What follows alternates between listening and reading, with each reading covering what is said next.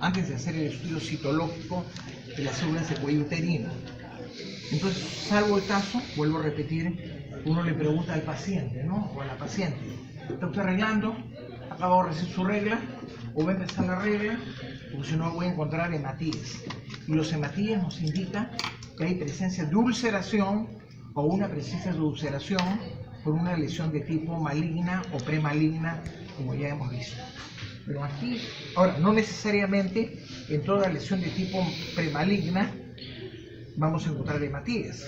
Solamente se encuentra cuando hay, o cuando la persona está arreglando, o sin necesidad que haya lesión, ¿ya? O que tenga su lesión y que la persona esté en los últimos momentos de la regla. Entonces uno va a ver primero la lámina en panorámica y toda la lámina revisa. ¿Y qué es lo que llama la atención aquí? Aquí llama la atención, vas haciendo el puntero, ya mira, pues rapidito, busca. Pasa. La presencia de infiltrado inflamatorio. Todos esos puntos de color azulado corresponden, pero mira pues bien, corresponden a polimorfos nucleares o a linfocitos. Son polimorfos nucleares. Cuando lo vemos, cuando vamos a ver a mayor aumento, si se ve mayor aumento, vamos a ver que el núcleo está segmentado. Esto quiere decir que nos encontramos frente a un paciente que clínicamente acude donde el ginecólogo le dice tengo descenso.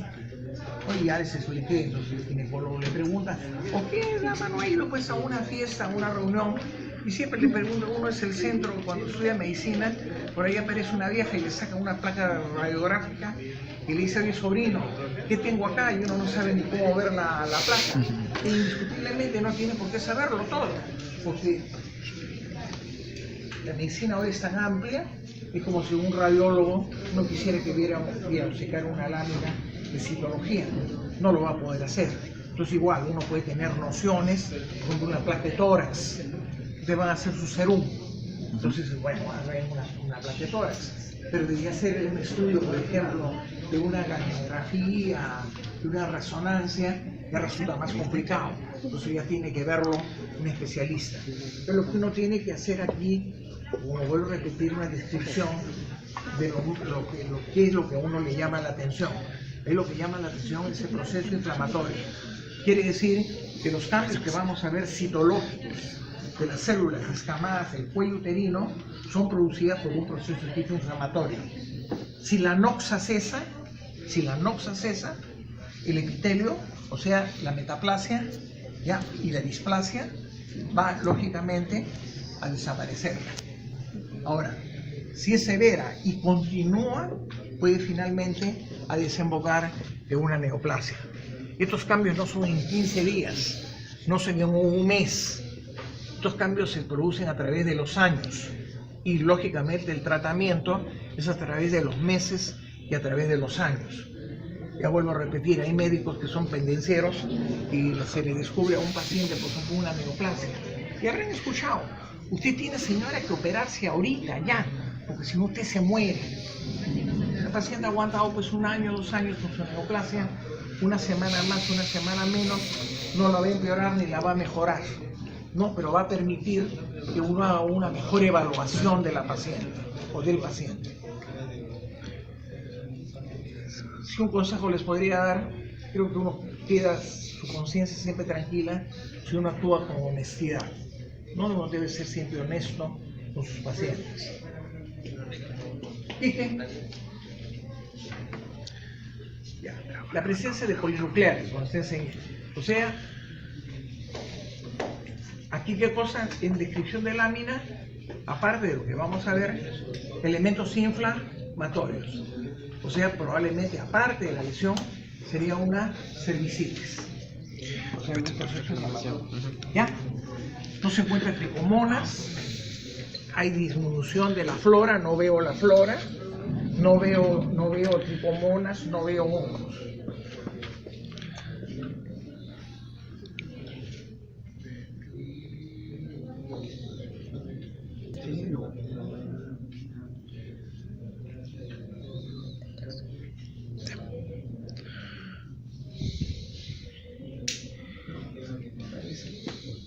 ciego.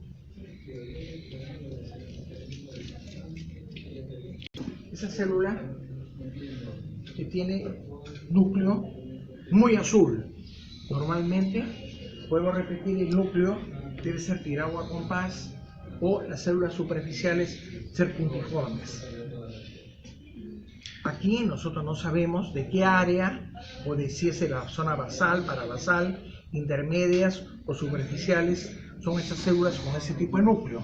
Eso sería en el corte histológico, que nos va a permitir ver en 2 dimensiones en qué sitios donde encontramos nosotros la lesión.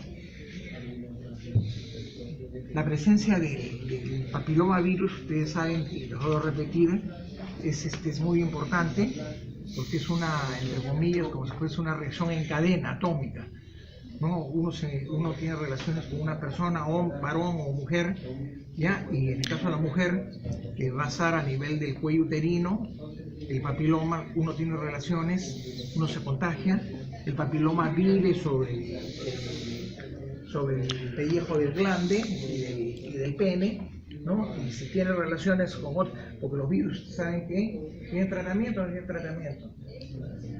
No tienen tratamiento. La misma inmunidad, el único tratamiento es el preventivo, que es la vacuna. Ahora creo que se está sacando una vacuna para el papilomavirus. Creo que las niñas de 12 años en los colegios estaban vacunando, haciendo una campaña de vacunación. Los ven el núcleo muy azul, ¿no? Ese núcleo, ahora, yo no sé de qué área es, pero ese núcleo azul es lo que me llama la atención. Si ustedes recuerdan la lámina que vieron en la primera práctica, no han visto ese tipo de núcleos.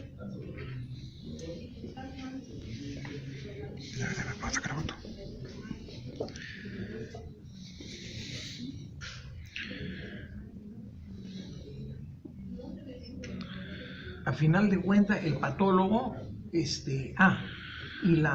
había olvidado decirles en la exposición, yo les dije en la primera clase que el diagnóstico en patología se da macroscópica y microscópicamente. Macroscópicamente 50% y microscópicamente lo hacemos uno con este equipo, y en este caso con la coloración de Papa Nicolau. O podría ser otra coloración. El ginecólogo, antes se tomaba el Papa Nicolau, metía uno el espéculo, ubicaba el cuello uterino, veía el orificio cervical y con una paletita tomaba la célula, hacía un raspado de las células exocervicales. Ahora viene que es como un lapicito, en un extremo está la paletita que va a permitir que uno le dé las vueltas y descame las células del exocervix, y en el otro lado hay un cepillo. Ese cepillo uno lo introduce en el canal endocervical, se lo gira, y si hay células neoplásicas o preneoplásicas, quedan en el cepillo y uno hace el frotis. Ya. Preguntas, porque las preguntas tienen que ser pragmáticas. Son unas preguntas, yo les digo, cuando ustedes hagan el serum, de repente hacen el serum y a 100 kilómetros de la redonda no encuentran ustedes un centro médico que los pueda orientar. Entonces no van a ir, pues ustedes, disculpen la palabra, a estar hueveando uno dando vueltas. Proyectarse hacia algo positivo, y algo positivo a la comunidad es, por ejemplo, que Serumisa haga una campaña de despistaje de cáncer del cuello uterino o lesiones preneoplásicas o parasitarias. Entonces, ¿se acuerdan ustedes que aquí existe el departamento de patología? Se comunica con nosotros y nosotros le damos gratis el material y nos los mandan a nosotros. Entonces tienen que saber cómo se toma y aparte cómo se fija. ¿En qué se fija el Papa Nicolau? ¿Saben lo que es fijar, no? Igual como las piezas en formol, para que no se pudra, no se produzca el mecanismo de autolisis, que haya cambios que no permitan hacer el diagnóstico. ¿En qué se fija el Papa Nicolau? Es un líquido que es 50% alcohol absoluto con éter etílico. Pero como el éter ahora, más fácil es que ustedes compren una pistola y compren 1 litro de éter. porque el éter actualmente lo utilizan los narcotraficantes para destilar la cocaína. Entonces está prohibida la venta de éter ni a los laboratorios, ni a la universidad, ni al hospital. Sino que se tiene que sacar licencia. Así como si uno tuviera un arma, sacar una licencia de arma. Y cada año uno tiene que renovarla. Y el director y el jefe del área tiene que llevar su certificado de no tener antecedentes policiales, judiciales, bla, bla, bla. Bueno, menos ustedes que van a hacer su serum. Entonces, cuando no hay la posibilidad de conseguir éter, se fijan en alcohol absoluto. En alcohol absoluto, como eso anótenlo, porque es algo pragmático, por lo menos media hora, y una vez que está sumergido media hora, ya lo pueden sacar y dejar al medio ambiente. Cuando se toma la muestra, que es como un lápiz, el exocervix, que tiene se toma con la paletita esa que les digo, se gira, ¿ya? Y se puede poner un extremo de la lámina. Luego introducen en la pata de cepillo, en el canal endocervical, le dan vueltas y hacen el frotis en el otro extremo de la lámina. Como se les va a regalar, van a tener que ahorrar probablemente material, entonces tienen que hacer eso. Pero normalmente los laboratorios privados toman dos láminas, uno que corresponde a exocervix, se hace un extendido más grande para que permita al patólogo tener, o al citólogo ver con mayor precisión las células patológicas, si es que las hay, ¿no? Y, ¿cómo se llama? Previamente ya uno identifica, el patólogo identifica si yo me encuentro hacia el lado donde está el canal endocervical, porque voy a encontrar las células monoestratificadas cilíndricas a predominio. Ahora no quiere decir que solamente voy a encontrar células de ese tipo, puedo encontrar exocervicales que se han pasado, se han caído, puedo encontrar tricomonas, ya les he explicado, se ve la flora, se pueden haber hongos, pero aquí lo que interesa es ver los cambios celulares.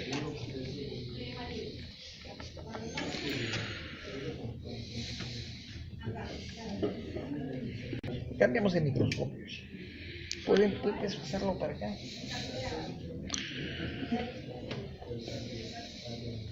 A ver, cuidado. Ya esto más decente.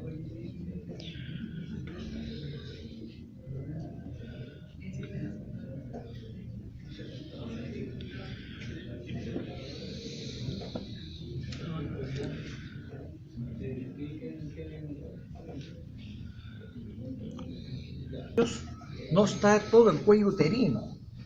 Hay áreas en las cuales se puede desarrollar la displasia, la metaplasia o la displasia.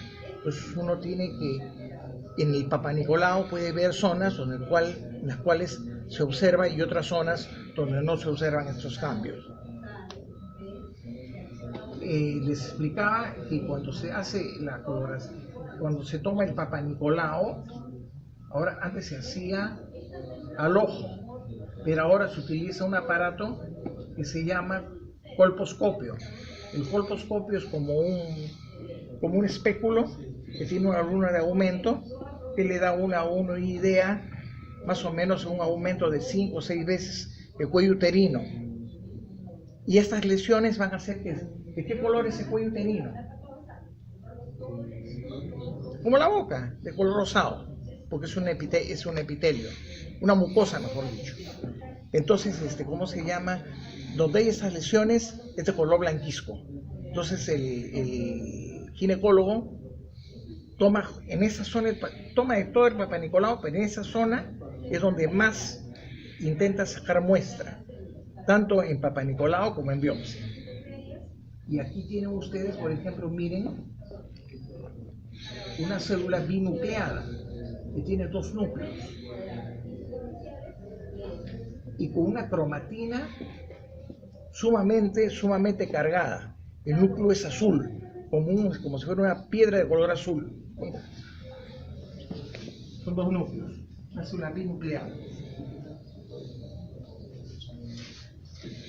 ¿Está bien?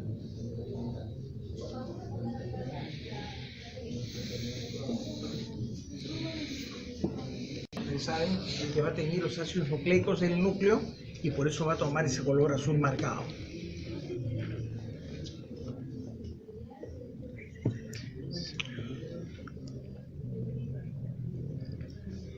Por ejemplo, esa idea que les doy cuando hagan su serum, porque de todas maneras van a hacer serum, pueden hacer su campaña. Y se lleva frasquitos de desodorante y alcoholcito nomás. Aquí se pide un poco de alcohol y cada mes, pues así, bueno, van a hacer miles, pues, ¿no? Será pues a la semana un Papá Nicolau, los Papá Nicolaos. Fin de mes me mandan 10, 15 Papá Nicolaos y ya se hace una labor social. Bueno, no van lógicamente a operar ni a cuidar, pero le dice, señora, vaya, usted tiene que ir a Lima, pago que usted necesita neoplásticas, o va a Loaiza para que le hagan su control. Porque ya en Lima le hemos enviado el Papá Nicolau y ha salido positivo. O sea, no solamente nos circunscribimos a hacer, digamos, una atención, una mala atención, pues si se pueden a pensar, acá en el hospital, pides ustedes ahorita, en ese momento, una placa simple de tórax, el equipo se ha malogrado. Tomógrafo no hay. ¿Se acuerdan cuando se cayó un Busing de ahí del Cerro San Cristóbal? El Blue Revolver. Y vinieron acá pues para que se le hiciera una tomografía. No tenemos tomógrafo. Menos resonancia. Aquí hay un policlínico al frente del Partido Aprista, la Policlínico Loaiza. Para placas, para todo, le dicen, váyase a Policlínico Loaiza. Ellos se están llenando de plata. Y aquí no hay material. ¿Ya vieron todos? Listo.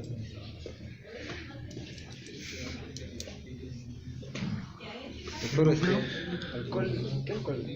No, alcohol absoluto. O alcohol de 98 o 95. Y como mínimo 30 minutos. Y después lo dejan al medio ambiente, que se seque, se envuelve un papelito y en el papelito ponen los datos del paciente. Nunca se olvidarse el nombre del paciente y una breve historia clínica.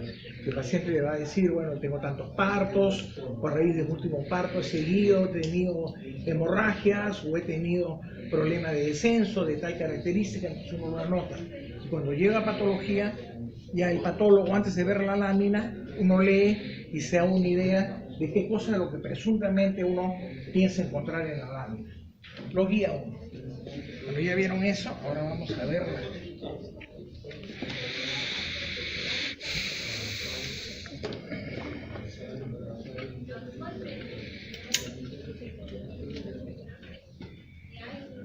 Son los coilocitos, un núcleo hipnótico. El epitelio no debe ser así. Han visto ustedes en las láminas, en las otras láminas. Y el coilocito es una célula que tiene un núcleo central o ligeramente excéntrico y se ve el citoplasma como si estuviera vacío. Eso es la inclusión nuclear.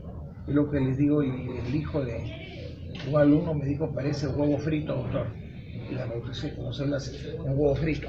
Mira.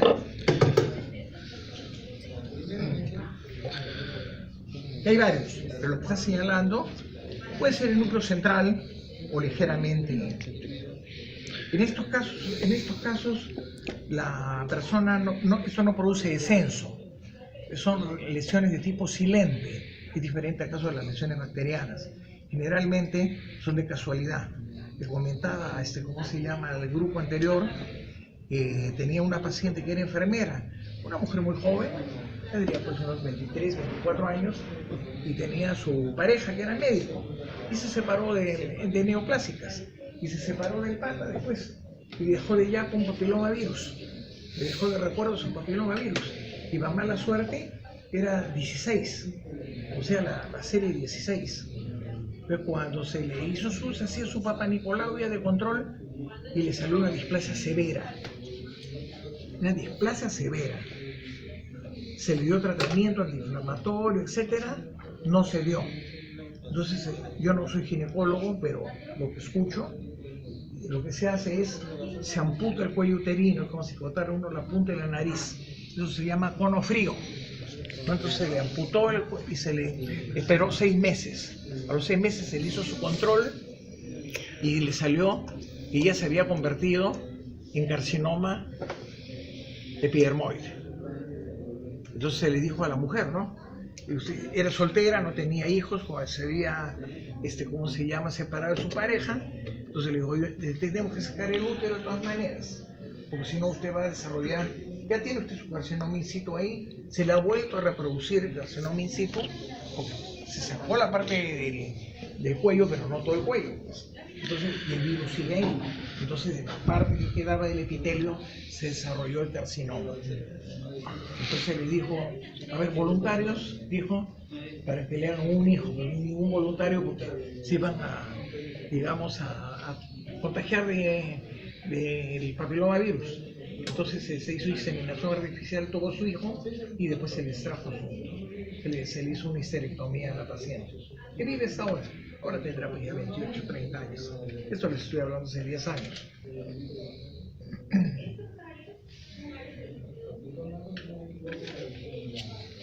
Están viendo las células en un huevo frito.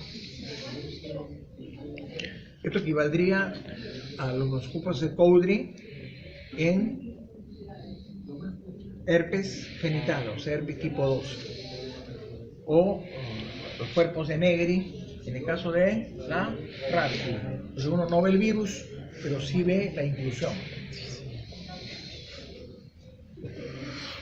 No solamente da carcinoma a nivel de la mujer, en el varón también da, porque como vive sobre la piel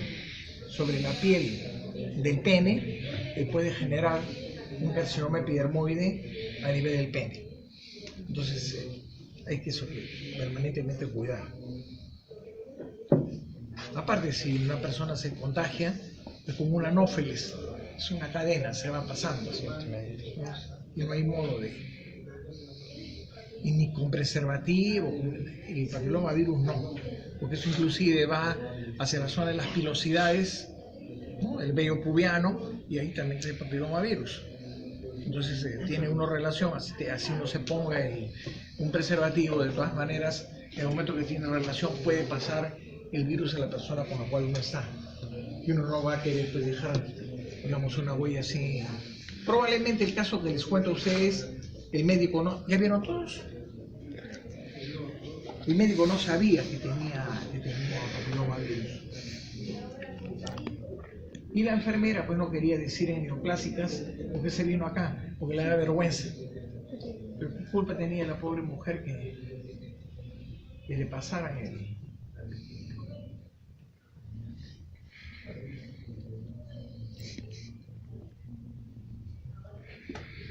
Esa es la zona de los coilocitos. Y hay otras zonas en las cuales ya voy a ver la displasia realmente. ¿Ya? Después voy a ver ese desorden, pero con maduración.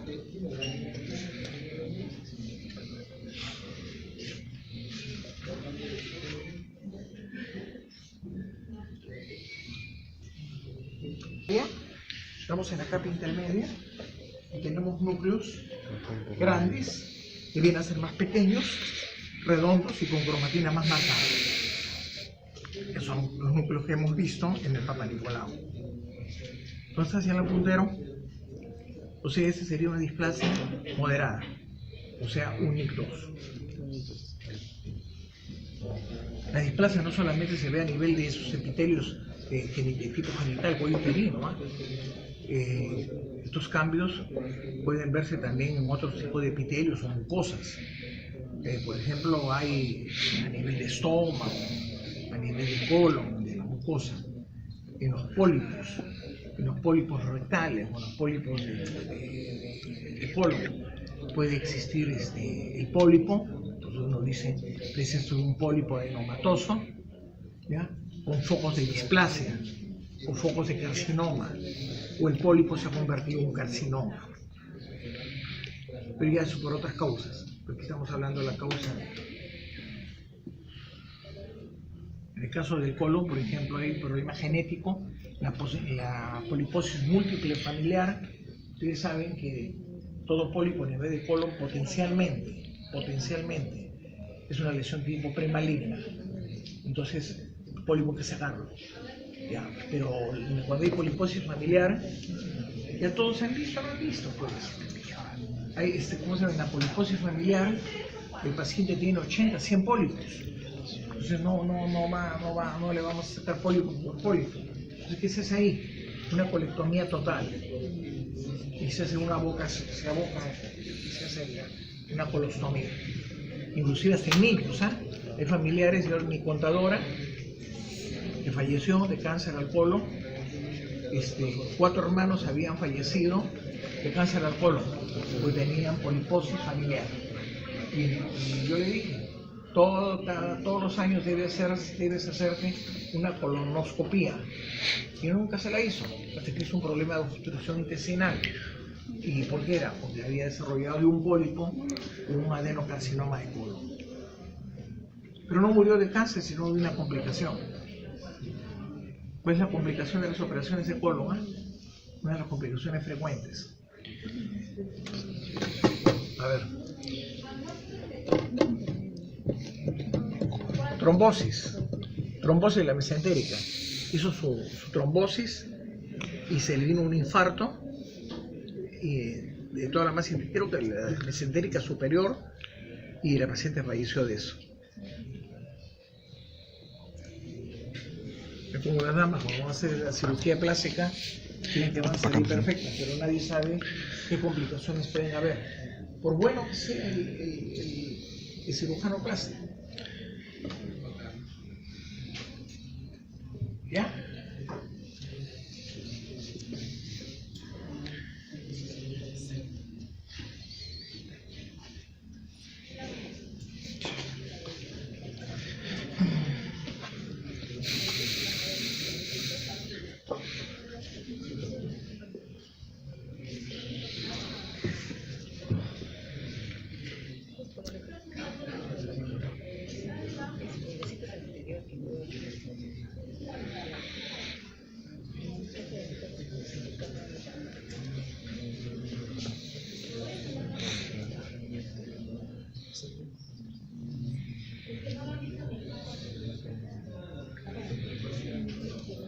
Grosor del epitelio con la maduración respectiva, y todos los citoplasmas van a ser de color rosadito. ¿Ya? Pero aquí vamos a ver áreas en las cuales se observan estas células claras, ¿ya? Como si fueran que tuvieran glucógeno, ¿ya? Que corresponde a la inclusión de tipo viral.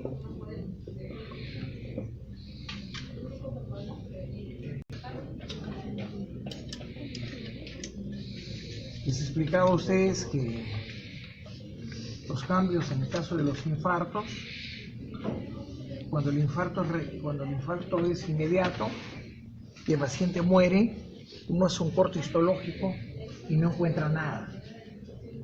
Lo que uno hace es una disección de las coronarias para ver si hay un trombo o un émbolo que ha cerrado o también puede haber habido, por ejemplo, los pulmones pueden hacer una vasoconstricción y morir por un problema de una isquemia cardíaca. Ya, si el paciente pasan las horas, a partir de las 2 y sobrevive el paciente, a partir de las 12 horas aproximadamente, no les digo pues exactamente 12 horas, puede ser 13, 14 horas, 11 horas, pero a partir de las 12 horas más o menos de promedio aparecen los primeros elementos inflamatorios. Entonces, que son los polimorfonucleares, pues agudo. En los siguientes días empiezan a aparecer los macrófagos, que son los que van a digerir las sustancias extrañas. Y finalmente, esa zona tiene que ser reemplazada por algo. Tiene que ser reemplazada por tejido fibroconjuntivo. Ya. Ahora, el corazón lógicamente ya no va a bombear la cantidad de sangre que debe bombear. Entonces, en el transcurso de los meses, las fibras sobrevivientes, si el paciente sobrevive al infarto, se van a hipertrofiar. No hiperplasear, sino hipertrofiar. ¿Qué órgano sufre de hiperplasia y hipertrofia? ¿Qué órgano?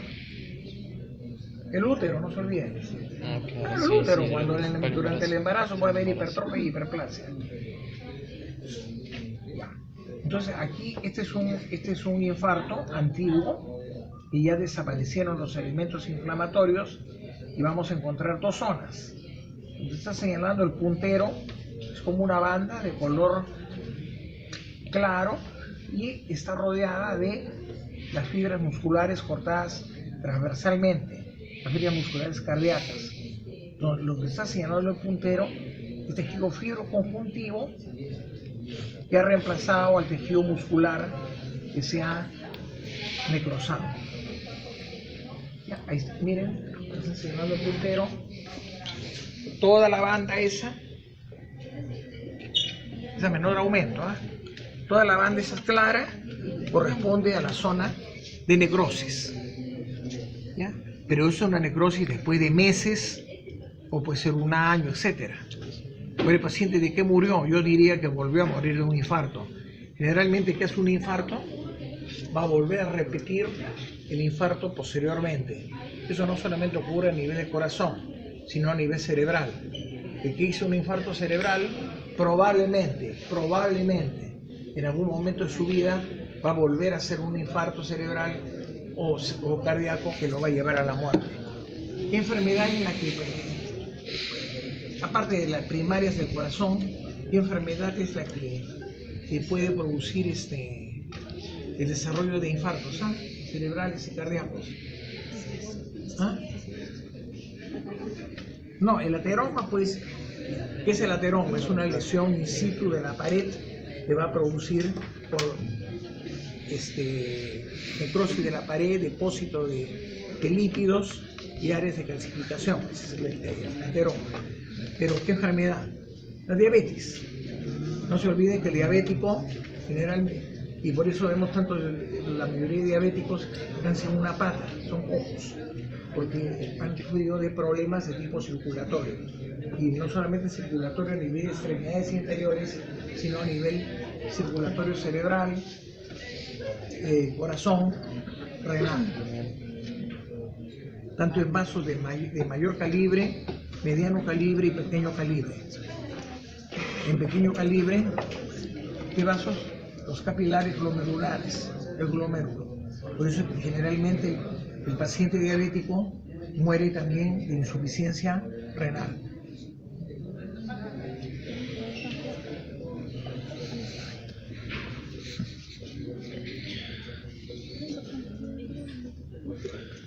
Es que se acumulan, pero ahí están en el Metropolitano.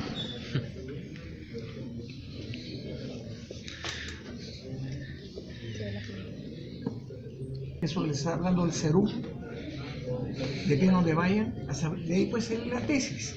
Usted se grabó por tesis. Ahora es obligatorio, ¿no? Tesis. Porque antes creo que era por examen de grado, ¿no? Pero no. Entonces puede servir. A mí me llegó, porque yo, ¿cómo se llama?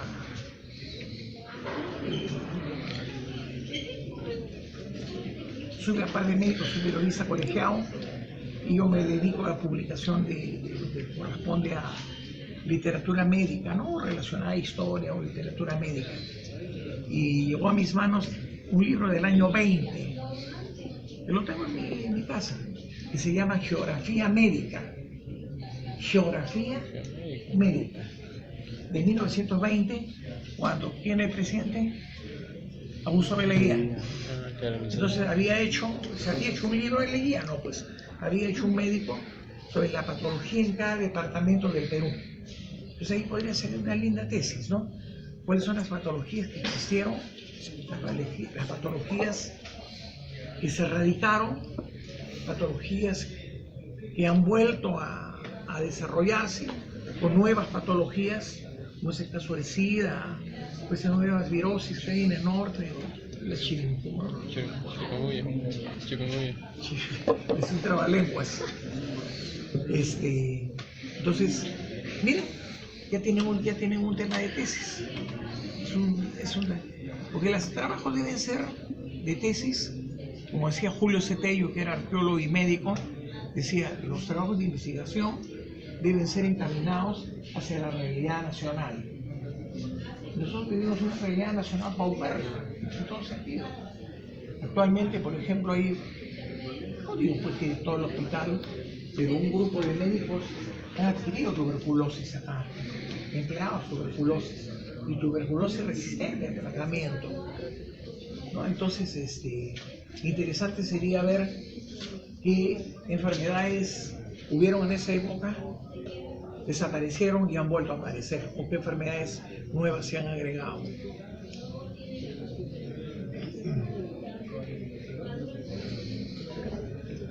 Parecen temas simplones.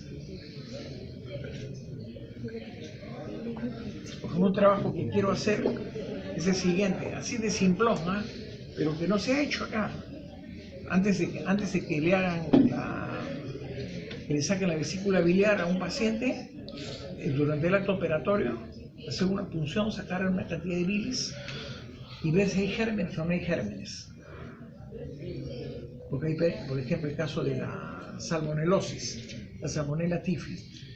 Al paciente se le trata, pero puede estar ahí, quedarse en la vesícula, la salmonella, y ya el paciente, entre comillas, está sano, ya no hace cuadro de enfermedad, pero sigue botando la salmonella a través de la bilis. Ese es un trabajo aparentemente simplón, pero que no se ha hecho, ¿no? Entonces, eso nos daría una idea, en caso que haya una obstrucción biliar, por un cálculo, por un cáncer, etcétera, qué germen, como el caso, ¿cuál es el germen más frecuente en el caso de la infección urinaria? E. coli. Escherichia coli, ¿no? Entonces, igualito, es decir, ¿no? Nosotros en nuestra realidad, en nuestro medio, ya, lo más frecuente, germen que podríamos encontrar sería tal, y si el paciente es un proceso obstructivo de la vía biliar, probablemente va a tener una Klebsiella, una Escherichia coli, un determinado germen. O sea, sería un trabajo de tipo prospectivo.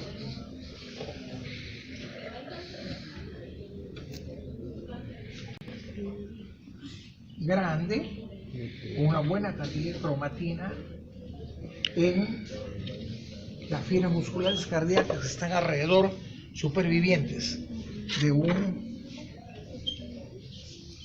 corazón con hipertrofia.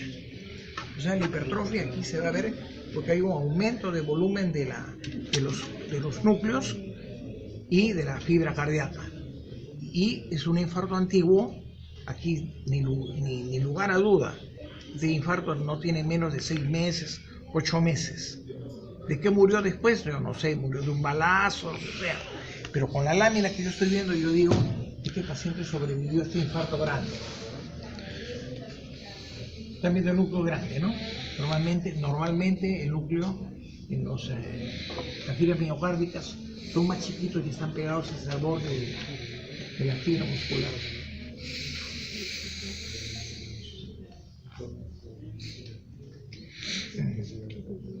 Doctora, en el NIC3 ya hay rompimiento de la membrana. No, es que NIC3 no es una neoplasia. NIC3 es una displasia. Ahora, la contrapregunta es la siguiente, y que es el problema de los patólogos, ¿no? ¿Qué es el problema de los patólogos? En NIC3 hay muchos cambios que uno no sabe si decir, ¿este es un cáncer? ¿O este es un ¿cómo se llama? Un NIC3. ¿Ya? Entonces ahí viene tu pregunta, que está bien, la pregunta que me acabas de hacer. La membrana basal está conservada. Entonces quiere decir que la lesión es premaligna o maligna, no ha roto la membrana basal. Entonces el pronóstico es muy favorable. Cuando rompe, una pequeña, empiezan a entrar como llenitas de células neoplásicas, se llama microinvasiva, carcinoma microinvasivo. Por eso se tiene que hacer, se saca el cuello uterino y se hace el corte como si fuera a las 12 del día, 1 de la tarde, 3 de la tarde, 4 de la tarde, sí, hace los 360 grados. Entonces uno dice, a tal nivel encuentro una displasia.